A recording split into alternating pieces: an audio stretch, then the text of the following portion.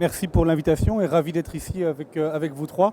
Je pense que c'est dans le cadre de IDD, ça correspond bien à la philosophie de mettre en commun des entrepreneurs, des acteurs de terrain en Afrique et en Europe et de créer un échange. Et ce projet, pour moi, D4D Hub, qui est une collaboration entre l'Union africaine et l'Union européenne, représente bien la philosophie dans laquelle on s'inscrit, c'est-à-dire du développement partagé entre l'Europe et l'Afrique. Ce n'est pas l'Europe qui aide l'Afrique, mais c'est aussi l'Afrique qui aide l'Europe. Et je suis très fier de pouvoir porter ce projet ici avec vous. Alors vous avez été sélectionné parmi 195 candidats et candidates, candidates uniquement, à travers l'Afrique et l'Europe. Donc félicitations, vous n'êtes que 10 à avoir été sélectionnés.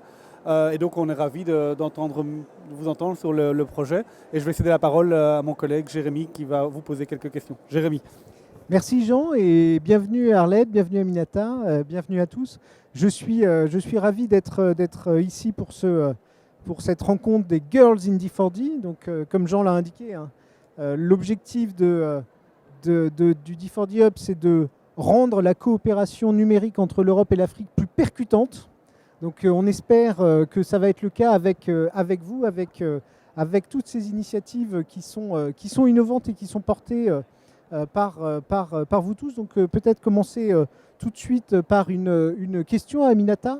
D'abord sur votre projet et puis peut-être nous en dire un peu plus sur votre initiative et pourquoi, au fond, promouvoir la participation, la place des femmes dans les technologies numériques.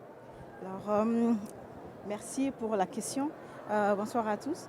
Je suis particulièrement honorée d'être là aujourd'hui. Alors, selon moi, promouvoir l'inclusion des femmes dans la participation, l'utilisation du digital est tellement important. Parce qu'après constat du fait que dans mon pays, en Afrique de l'Ouest, les chiffres, si nous prenons en termes de pourcentage, sur 100%, nous n'avons au Mali que 20 ou 30% au maximum du nombre de femmes qui sont présentes dans ce domaine du numérique. Voilà. Et les hommes, ils sont plus présents que nous.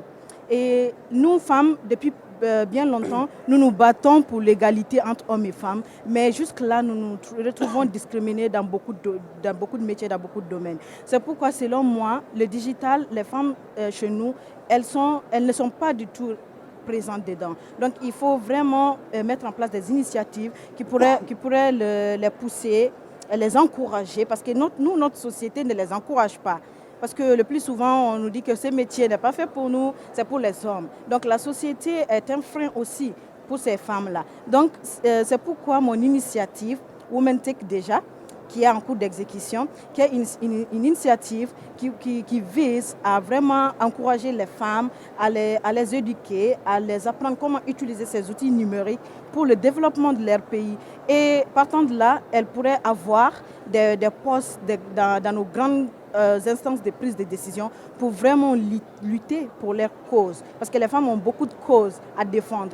Mais nombreuses de nos activités ne sont pas visibles parce que nous n'utilisons pas trop les réseaux sociaux, les digitales. Les femmes chez nous, c'est elles qui consomment le plus les produits digitaux juste pour le luxe, mais pas pour le développement ou pour vraiment concevoir des choses pour le développement de leur pays.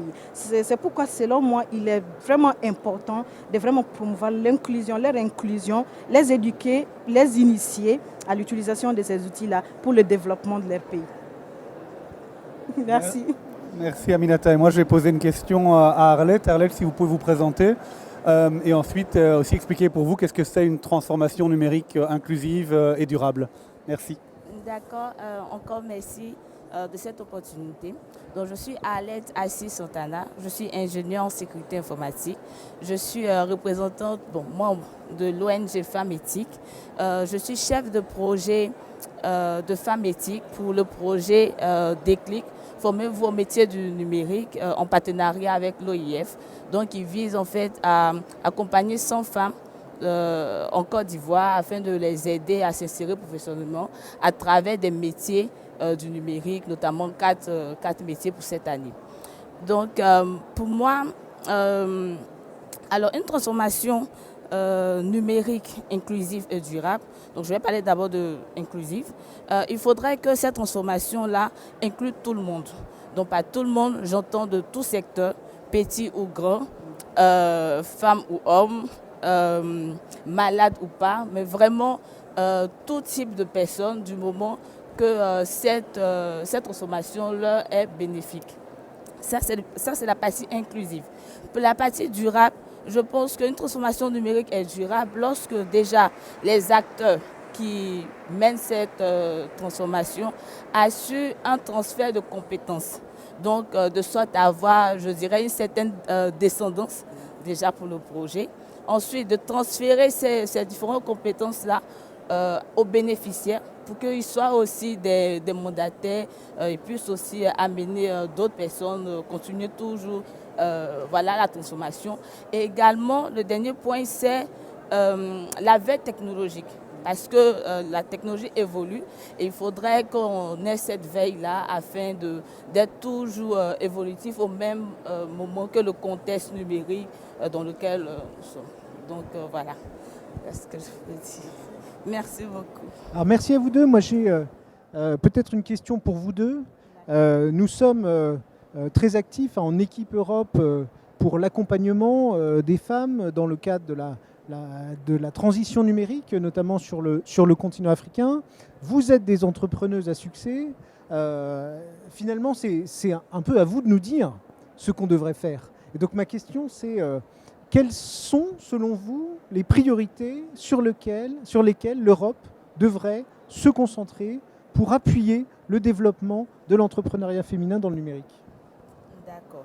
Alors déjà, le premier point, c'est la connectivité des personnes et l'accessibilité aux informations.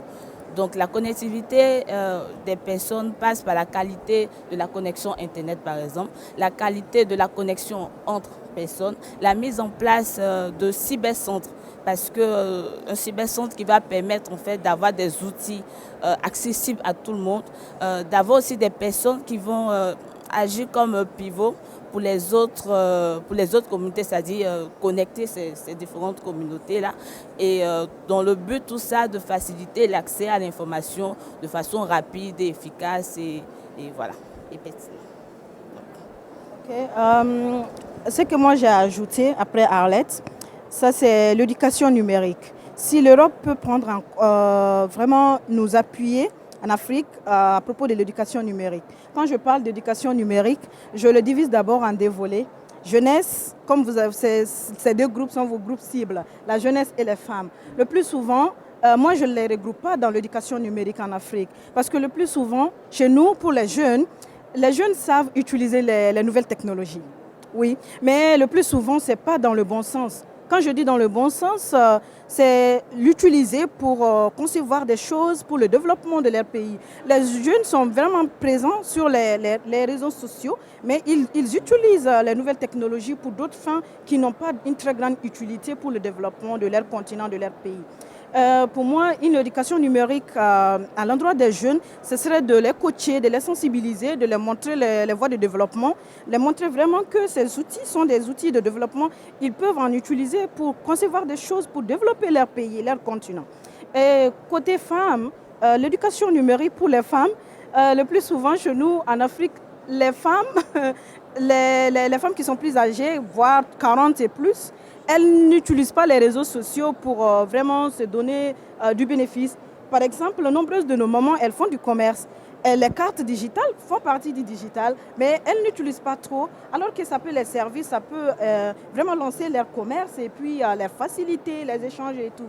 Donc les femmes aussi ont besoin d'être coachées, de vraiment l'initiation aussi.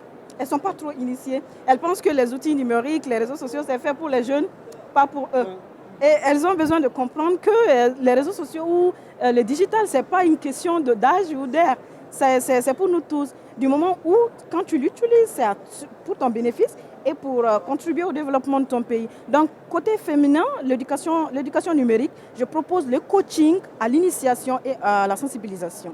Voilà, c'est ce que j'avais ajouté en dehors de ce qu'Arlette voulait dire. Merci. Et par rapport à l'inclusion des femmes, c'est pour ça que dans les projets qu'on a, on veille à avoir une participation de femmes suffisamment forte et on a créé un advisory board qui est composé de femmes africaines et européennes qui permet de bien comprendre ces enjeux-là et de s'assurer que les projets répondent à des besoins. Et ce que tu viens de mentionner est assez intéressant. Un autre aspect dont on n'a pas parlé, c'est tout ce qui est, on dit en anglais, le online gender-based violence, la violence sur Internet. Et donc là aussi, on aimerait bien mettre en place des politiques particulières par rapport à ça, parce que ça empêche, je pense, certaines femmes à aller online, et notamment des femmes dans tout ce qui est participation citoyenne et participation politique. Et on le voit d'ailleurs en Belgique aussi, que des gens se retirent d'une vie politique, étant donné qu'ils se font harceler sur les réseaux sociaux. Donc c'est un aspect aussi important du numérique. Tout à fait. Tout à fait. Oui, je pense qu'au fond, pour reprendre vos deux points qui sont essentiels, connectivité et éducation au numérique, je pense que l'enjeu auquel on est particulièrement vigilant, c'est d'éviter que se recreuse un fossé numérique. On sait que le digital, c'est un potentiel de développement gigantesque. On sait aussi que ça peut être source d'inégalité, c'est ce que vous disiez d'ailleurs, Aminata, entre jeunes et vieux, entre hommes et femmes. Et donc effectivement, il y a un enjeu très, très fort de faire en sorte qu'on fasse attention à ne pas recréer des inégalités. Ça suppose, dans tous les projets qu'on mène, qu'on soit particulièrement vigilant à la place des femmes. Et ça, c'est un sujet qu'on a retrouvé, nous, dans notre expérience aussi bien en Libye, en Tunisie, au Burkina Faso, au Sénégal, dans tous les pays dans lesquels on a mené des programmes d'inclusion par le numérique, de faire en sorte de prendre en compte dès l'origine cette dimension-là, c'est extrêmement important. Il y avait encore une question sur qu'est-ce qu'on fait pour la prise en compte des aspects genre de manière plus globale dans nos programmes. C'était ma question. En fait, moi j'ai une question pour vous deux, si vous permettez. J'aimerais savoir quelles sont les politiques, stratégies ou pratiques que les stratégies menées pour lutter contre les stéréotypes ou la discrimination basée sur les genres que vous menez dans vos entreprises et aussi que vos différentes agences proposent aux autres. Voilà. Je vais laisser Jérémy répondre en premier. Voilà. Alors on a trois dimensions, je dirais. La première, c'est évidemment comment on intègre la dimension d'égalité femmes-hommes dans nos projets, puisqu'on est une maison de projet. Et donc ça suppose qu'on screen, qu'on regarde tous nos projets pour être certain de faire en sorte qu'on ait bien pris en compte le risque de dimension femmes-hommes. Et ça peut être par exemple un projet de développement urbain où l'utilisation du métro doit prendre en compte le fait qu'il se peut qu'il y ait des horaires auxquels les femmes n'auront pas forcément envie de le prendre parce qu'il y a des risques plus importants pour elles. Et donc comment on adapte ce projet.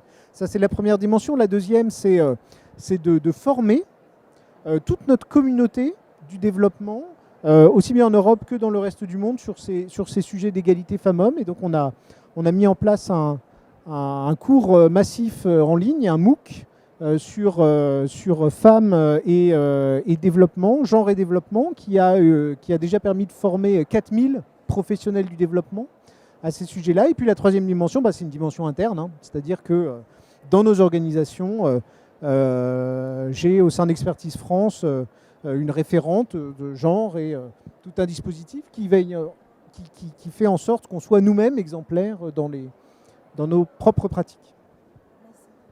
Chez Enable, c'est un peu similaire à ce que fait Expertise France. Donc on a une stratégie genre qui s'appelle We for Her, et qui vise à une meilleure intégration des questions de genre dans nos programmes.